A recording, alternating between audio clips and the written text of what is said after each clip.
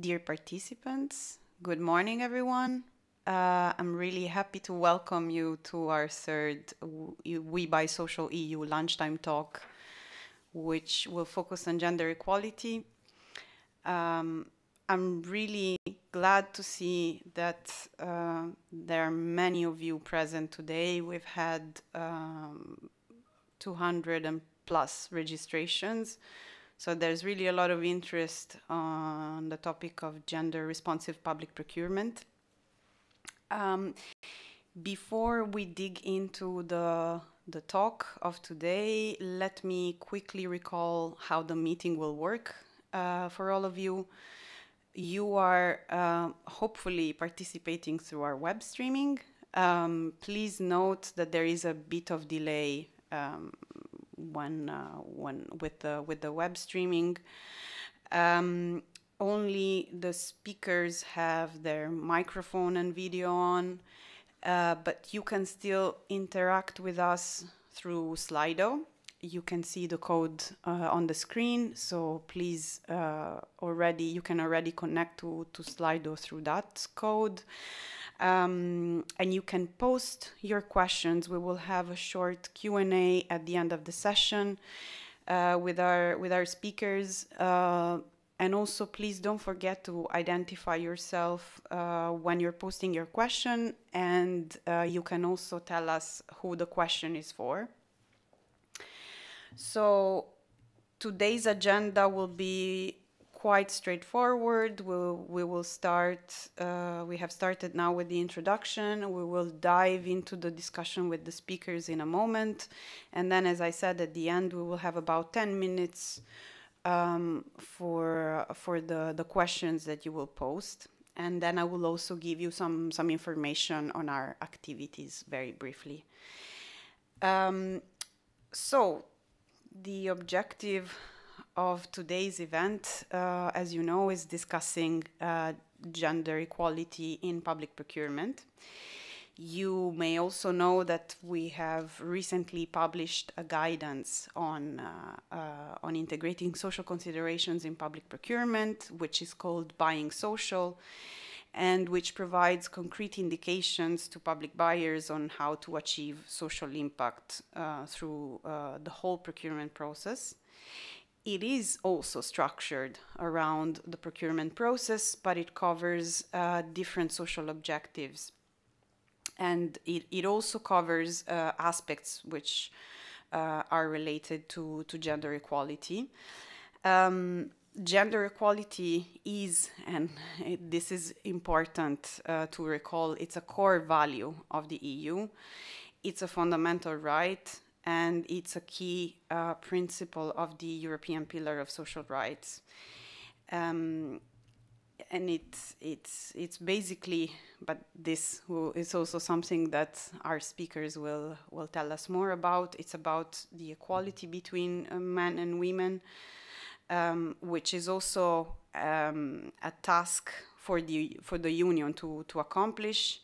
And it includes the concept of gender balance, which covers not only the underrepresentation of women, but also the underrepresentation of men in certain professional contexts. And with the Buying Social Guide, we really tried to show that gender-based considerations and clauses can be used in a number of different procurement stages and elements, with the idea of ensuring fair and equal treatment of the staff that is involved in the performance of the contract, but also the beneficiaries of certain services. Some public buyers are at the forefront of these practices and have made use of gender-based considerations in procurement for a number of years. And today we will discuss with a couple of experts who will be able to provide you with even more specific insight on how to do this concretely. And we also have someone who has created a tool that goes even more in depth into practical recommendations than our buying social guide. I'm sorry. Parce que je l'ai essayé sur.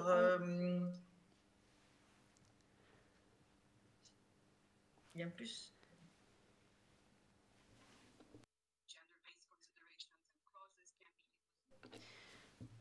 Okay. So let's directly introduce our speakers. We have Elena Morris Maceira.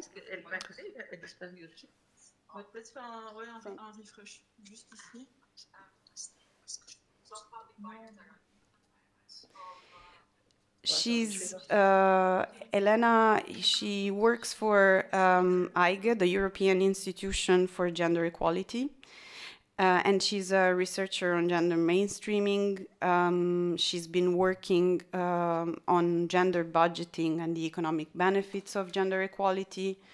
And before joining the European Institute for Gender Equality, Elena worked as a gender expert for the Spanish Agency for Development Cooperation, several NGOs, and she was a consultant also for UN Women. And she is here today with us because she is in charge of a comprehensive project on gender responsive public procurement, which she will tell us more about in a minute. We also have Ander Bergara, who is who works for Emakunde, the Basque Country Institute for Women. He is a lawyer who has been working for the Women's Institute in the Basque Country for more than 25 years. He coordinated the Basque Gender Equality Act and various interinstitutional working groups, as well as a program which aimed at involving men in favor of gender equality. And he is also a gender trainer, and he's the author of some publications on this topic. But let's really dive into the talk for today, and I'm first going to ask a few questions to Elena. So, since there are many public buyers and practitioners who are tuned in today, probably who are specialized in the field of procurement, I would like to start with a basic question, which is not strictly procurement related. And can you tell us a bit more about what is gender equality and how you define gender responsive public procurement? Thank you very much, Anna. Thank you, and good morning, everyone. Well, you've said it yourself in the introduction. Gender equality means equal rights, equal obligations, and equal responsibilities and opportunities for women and men, girls and boys in all their diversity. It's a value, fundamental value, a core value of the EU, and the European Union, it's a task indeed to consider it, to mainstream gender into all its activities. So, and within this context, specifically gender responsive public procurement means procurement that promotes gender equality through the goods, through the services, through the works that are being purchased. And this means that public buyers and suppliers as well, they examine the impact of all contracted activities on the needs, the interests, and the concerns of women and men in all their diversity. And then they ask also or they design, let's say, and then deliver also well the contract in a way that reduces gender inequality. So attends to at these specific needs and reduces gender inequalities. And this in practical terms means asking questions such as, do the services or the works that I intend to buy have different impact, let's say, different implications for women and men in all their diversity, and does it have, do they have different needs in relation to these specific services? Thank you very much. I think that it was important to lay the ground for what's coming next. But now I would like to ask you also why the European Institute for Gender Equality decided to work on this topic of gender responsive public procurement.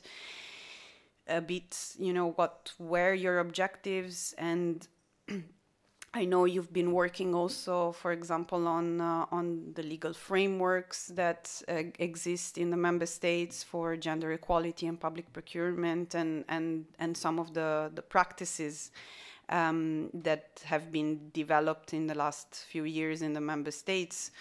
So I was wondering if you can also give us a little bit of a preview of the findings that you're going to publish, which are related to this work of analyzing exactly what is going on in the different member states of the EU. Yeah, well, I will start with the why, answering the why the European Institute for Gender Equality took the assignment and decided to work on gender responsive public procurement. And I would then need to tell you that one of the main tasks of the Institute is to offer frameworks and tailored guidance, clear guidance on how to implement gender mainstreaming. And here I want to connect a bit with the previous question when you ask about gender equality by introducing the main strategy to achieve gender equality, which is gender mainstreaming. It's not a goal in itself, it's rather a strategy which includes or considers the integration of the gender perspective into the whole cycle of programs, policies, laws, and this applies as well to the budgetary cycle and to public spending as well. And the view of doing this exercise of integrating the gender perspective is to promote gender equality and to combat discrimination based on sex. So um, one of the ways that EIGE has used to provide this specific guidance on how to implement the gender mainstreaming has been the development of tailored methods and tools. And on this basis, EIGE looks at gender responsive public procurement, as a gender mainstreaming tool to promote gender equality through public procurement. So this is the conceptual framework that we from which we departed, and then, as you said, we indeed conducted research, analysis, and this was done in cooperation with our main contractor, AEIDL, and together EIGE conducted research at all the levels, EU and national level. And national level, we cover the regional and the local level as well, looking for the opportunities, the challenges, and the state of play of gender responsive public procurement in the EU. And you asked me about the findings. The main finding, I would say, is that um, the promotion of gender equality as a legitimate objective within the framework of strategic procurement for the advancement of social objectives has been very, very limited within public procurement law and policy in the European Union and its member states. And this, in practical terms, means that many public bodies are not yet aware of the possibility of addressing gender inequalities, gender issues through public procurement. So there is an untapped potential, let's say, for gender responsive public procurement in the EU and its member states. So I would mention that this is the main findings. We also look at those member states that were more advanced in the implementation of gender responsive public procurement, and the assessment reveals that there are enabling factors or preconditions to boost the potential of this practice. And the first one, it comes back to the issue of the legal frameworks and making sure that legal frameworks cross-reference gender equality and public procurement. The legal framework for gender equality, the legal framework for public procurement, they talk to each other. When it comes to the strategies for public procurement as well, mm, seeing gender equality as a specific um, objective or covering gender responsive public procurement in the strategies and enabling condition. The same applies to the gender equality strategies, which refer to public procurement, capacity building programs in place, support structures, guidelines to promote it. Um, regular collaboration between the public procurement offices and the gender equality bodies, and finally, effective systems to monitor and to report on the use of this practice are in place. So in a nutshell, this would be the main findings of the study. Thank you, Elena. I think it's really great to notice that some of the factors that you have mentioned right now, they're sort of like recurring enabling factors for the use of social considerations in public procurement, and we've observed this also in the past two lunchtime talks, that they are extremely important for public buyers to be able to rely on those to really also explore a little bit what are the possibilities within the confines of pursuing a certain social objective. So I think it's fully relevant, and I will try to also ask you and Ander about some of these factors later on. And I also want to say we realize that gender responsive public procurement is still, to a certain extent, a niche topic in the field of social procurement, and this is also why we're having this lunchtime talk. I think it's the main objective is also to raise a bit of awareness and make sure that everybody knows it's possible, and it's being done already, actually, by many public authorities.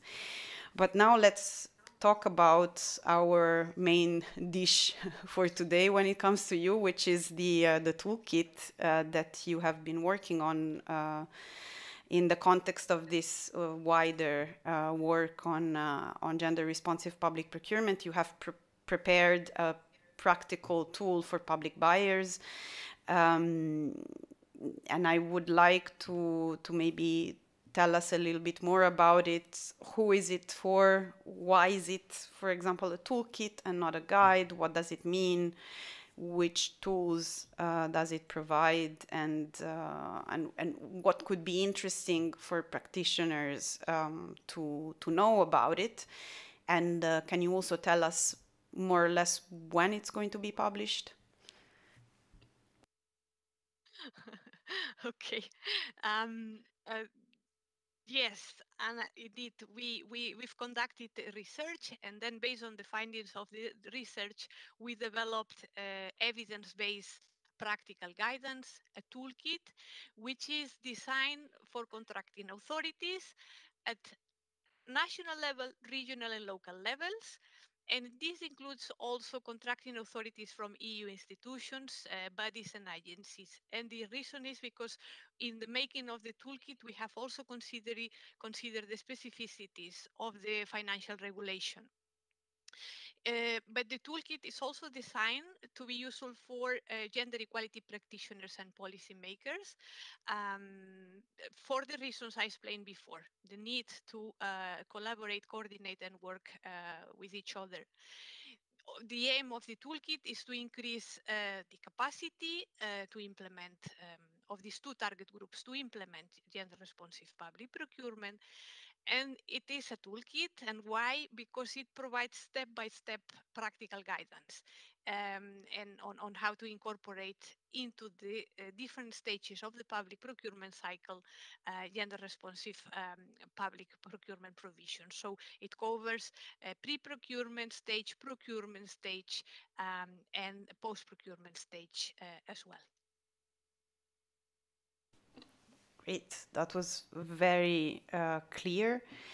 Um, which topics have you treated in the toolkit? Can you give us a bit of a preview or an example of the topics?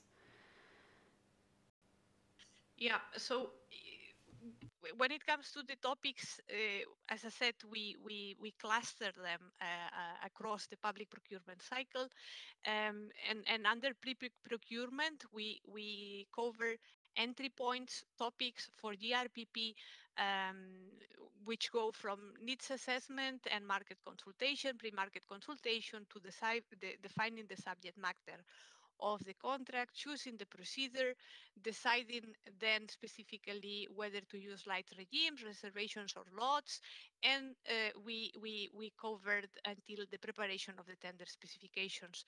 These topics were looked at with a gender perspective. When it comes to the phase of procurement, the tendering phase, we look at exclusion grounds, at selection criteria, technical specifications, award criteria, and the possible use of labels or certifications.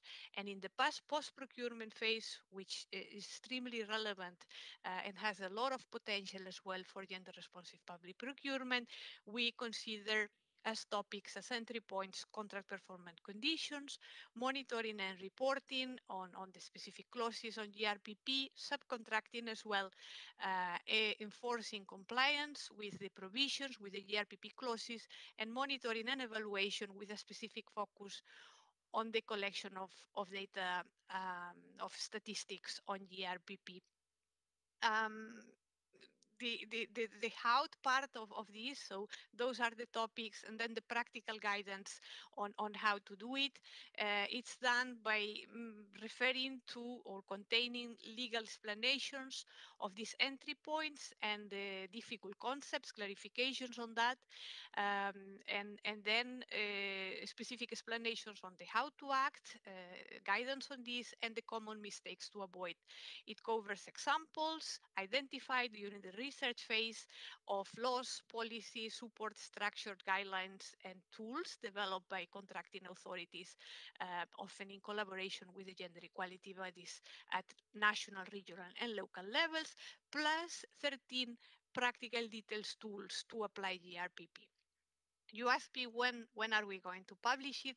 Well, we are almost ready to launch the PDF version, and you will receive this version next week.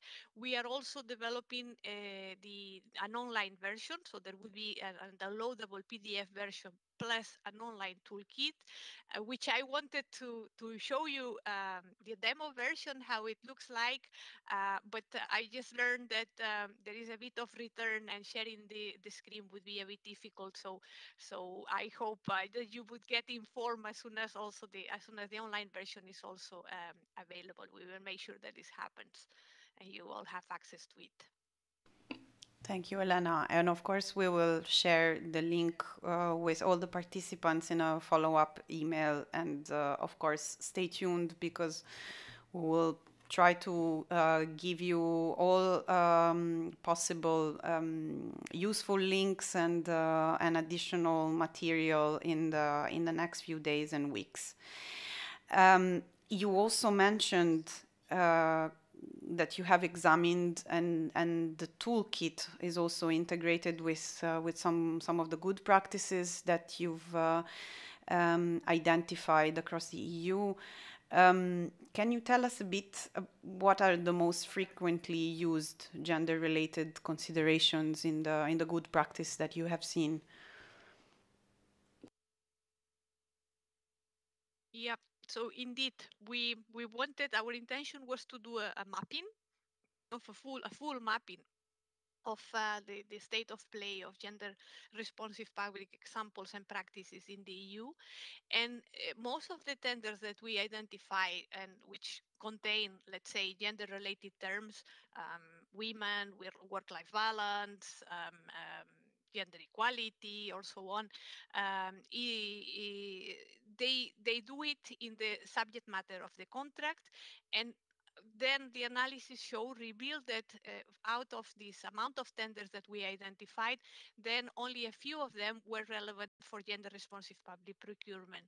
And you would ask me why it's not this contradictory, and it's not, because in most cases we found that contracting authorities, when they use gender-related terms in the tender documents, is because the core business of this contracting authority is gender equality, or because they are just procuring supplies which are differentiated for women and men. And this does not always translate into the use of gender responsive public criteria, private procurement criteria. So, and then for those tender procedures which were analyzed and indeed were found relevant for GRPP, the main considerations are included in the award criteria, gender considerations in the award criteria, in the contract performance conditions and technical specifications. Provisions related to other topics that I mentioned before, such as reserve contracts, pre-procurement market consultations, labels, and so on, are little used in the EU and its member states. And again, this shows that there is still a lot of potential for mainstreaming gender considerations throughout the entire public procurement cycle and public procurement procedures under the current legal framework in force. I want to use this opportunity to tell you that we will also soon launch a report presenting the main findings of the research, and this report will contain a chapter with 11 examples of good practices that were legally revised and then developed as full case studies.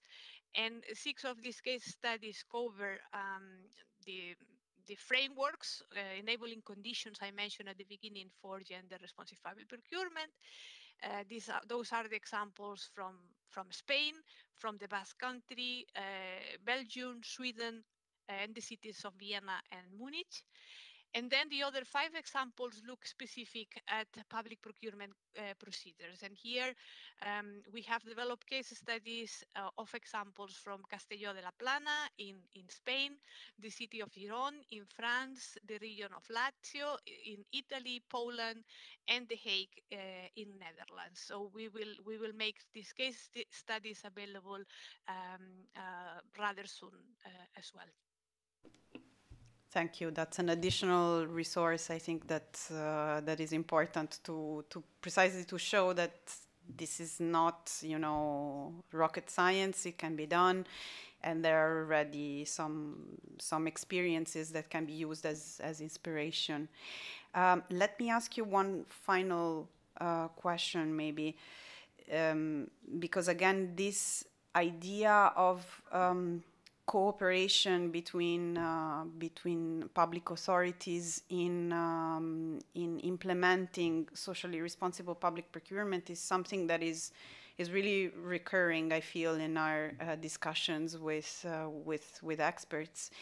And I was wondering if you noticed anything interesting in particular concerning the cooperation, for example, between public procurement officials and gender equality bodies in the implementation of gender responsive public procurement when you launched this analysis of the different practices and frameworks that exist in the member states for gender responsive procurement.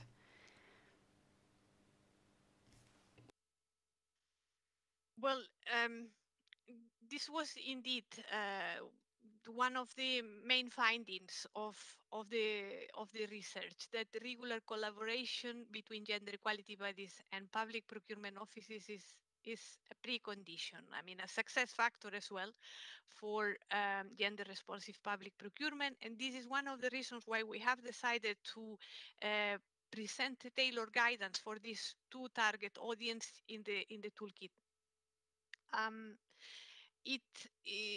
The research also confirmed that gender equality bodies play a crucial role in ensuring that gender is mainstream into public procurement policy, and that then specific public procurement procedures and processes and procedures promote gender equality. No? And I here maybe want to mention the specific case of Spain, which is one of the best performing countries in terms of GRPP in the EU. And what we found is that for all and every example and good practice in Spain, gender equality bodies have been the driving force for gender responsive public procurement. Thank you very much.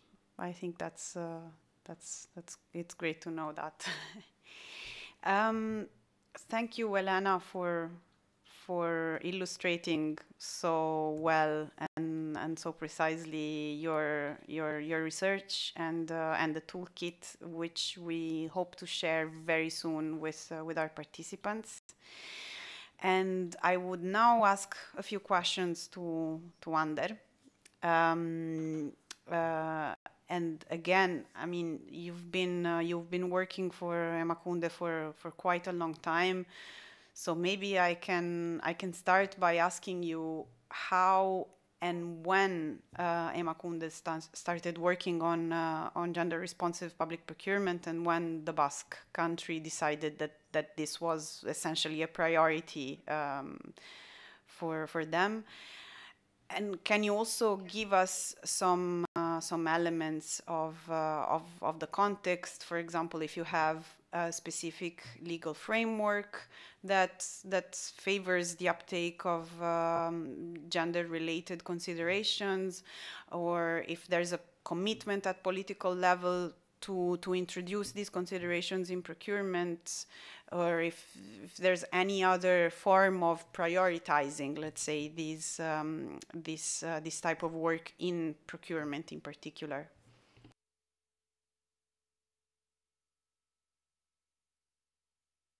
Okay, good morning, everybody. Um, Thank you, Anna, for the introduction and the invitation.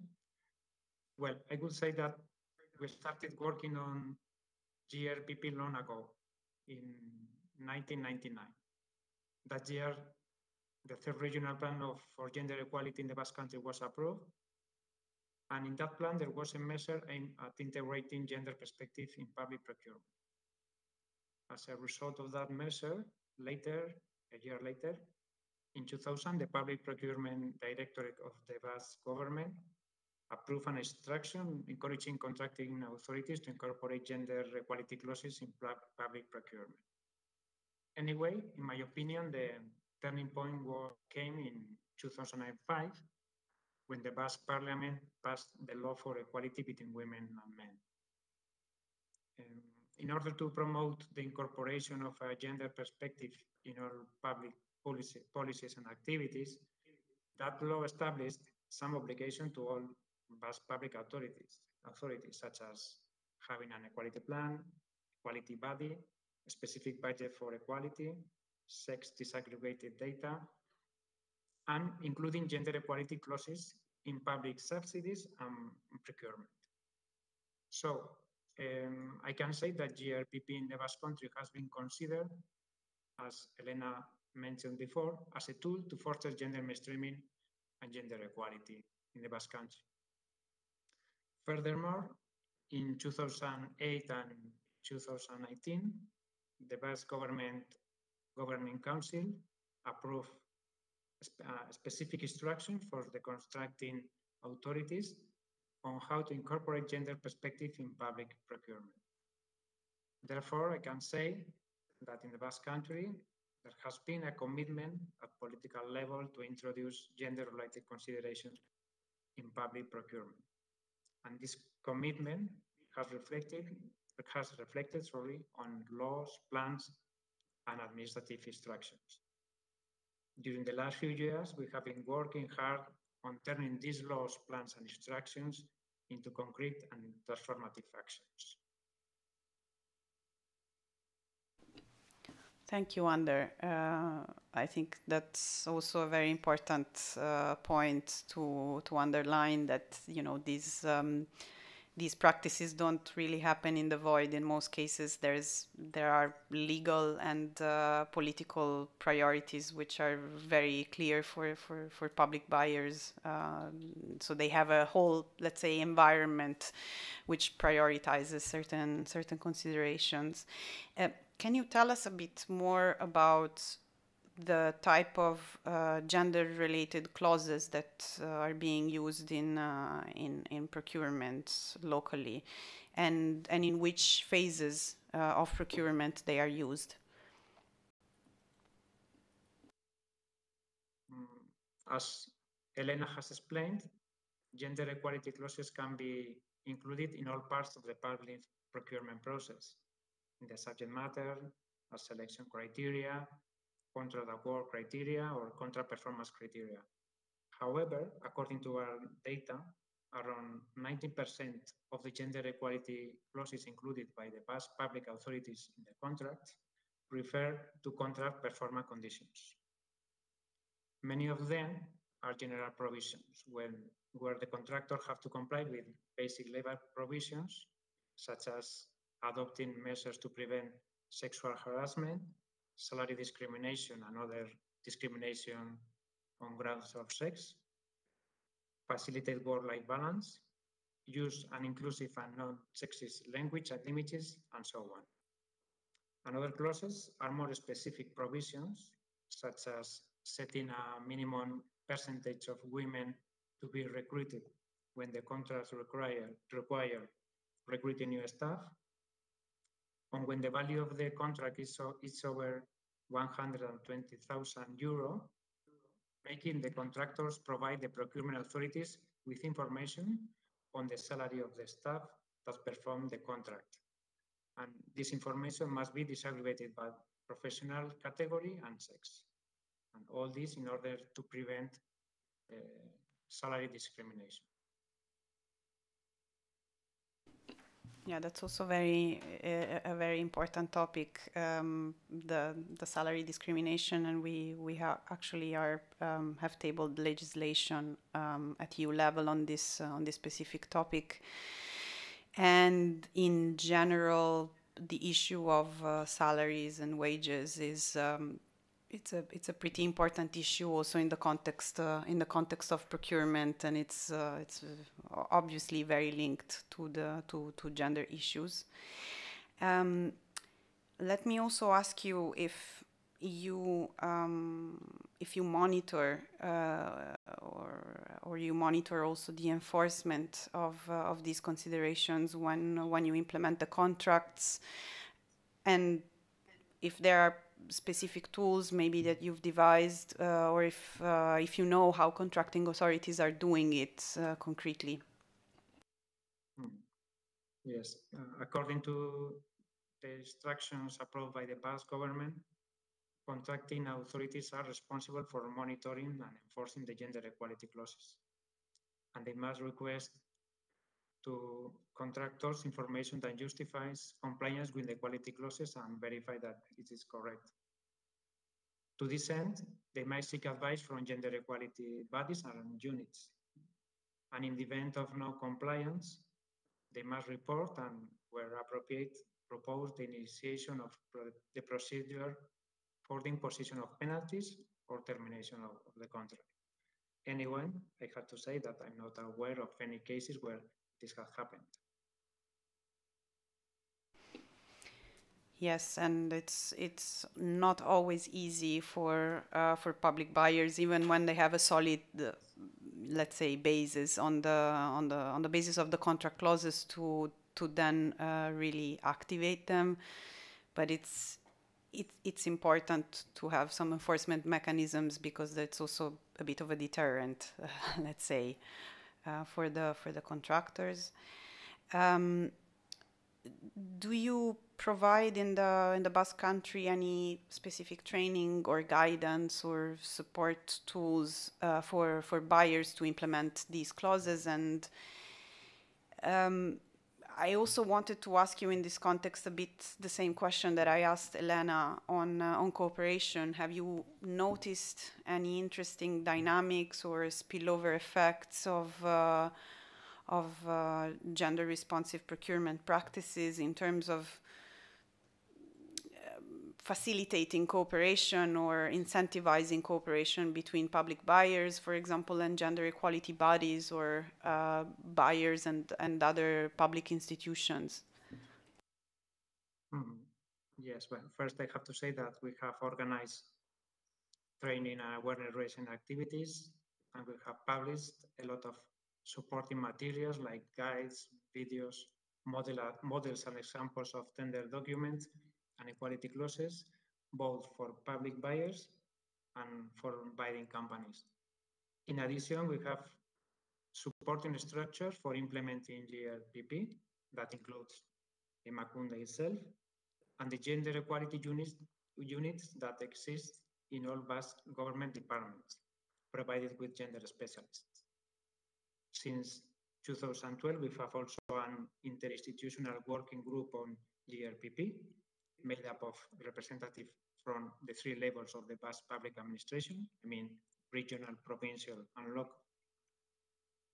Apart from that, during all these years, we have collaborated with procurement authorities, in particular with the Basque Government Public Procurement Directorate, trying to make public procurement policies converge with equality policies. And despite the differences that may exist in terms of point of views, priorities, and interest, I would like to highlight that we have reached important agreements on the matter, and one of the outcomes of these agreements are the laws and administrative instructions I mentioned before. Thank you. That's very important. I would like to ask you one final question because we are quickly running out of time, but I was wondering if you keep track of the different procurements which include gender responsive elements, and if you have any figures, any monitoring on the impact of these clauses. So it would be nice to know if you have a number, a percentage, a proportion of the contracts which use gender responsive procurement, and if you have any idea of what is the concrete impact then in terms of equality issues. Yes, we keep track of the procurements with include gender responsive elements annually through the evaluation of the regional equality plan, and every 5 years through the evaluation of the Basque Law for Equality. In addition, a specific evaluation on GRPP was carried out in 2015, and another one is currently in place. From these evaluations, we know that in 2020, 80% of public procurement contracts included at least one gender equality clause, which is a significant increase from 42% in 2010 and 11% in 2005. I have to say also that we don't have specific information of the concrete impact of these clauses, but thanks to the survey included in the specific evaluation we carried out in 2015, we know the opinion of procurement officers and equality officers on the effects and impacts produced by the application of these clauses. 61% of these people think that GRPP has meant a greater awareness in the staff of public authorities about the role in the promotion of equality between women and men. 33% say that GRPP has led to a better adaptation of services to the needs of women and men, gaining in proximity, quality, and satisfaction. 23% think that GRPP has led to a reduction in gender gaps. Another 23% believe that thanks to GRPP, more companies are committed to promoting equality in the workplace and in their corporate social responsibility. 16% think that it has improved the employability of women and women's entrepreneurship. And finally, 23% think that no clear effects can be detected. Thank you.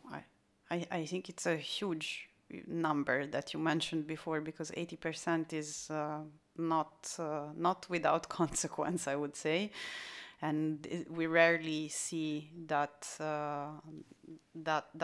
level of implementation in terms of numbers. And even if you don't have specific data on the impact, it's quite an important show of commitment on the part of the local authorities, and I imagine it's not always easy for them to introduce these clauses. So it's quite a big effort that you're doing.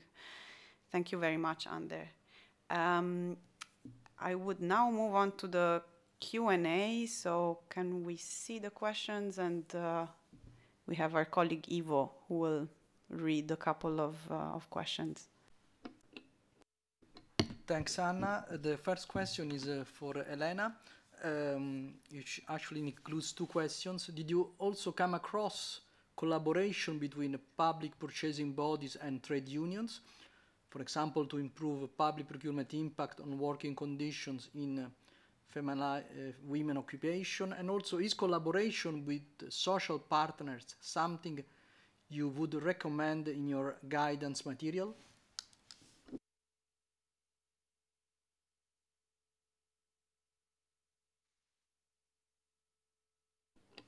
Please, I Elena. would say that oh, yes. Yes. Sorry, Anna.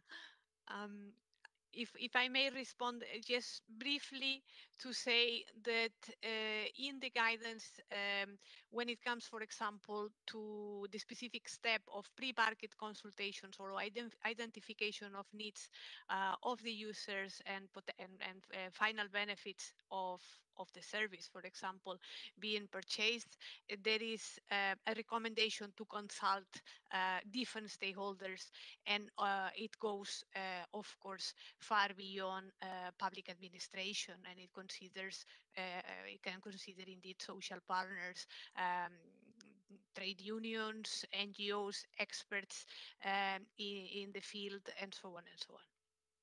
Thank you. Thank you, Elena. Another question for Ander. Have you noticed any reluctance from economic operators in accepting the gender equality clauses? Yes, I think it's quite common.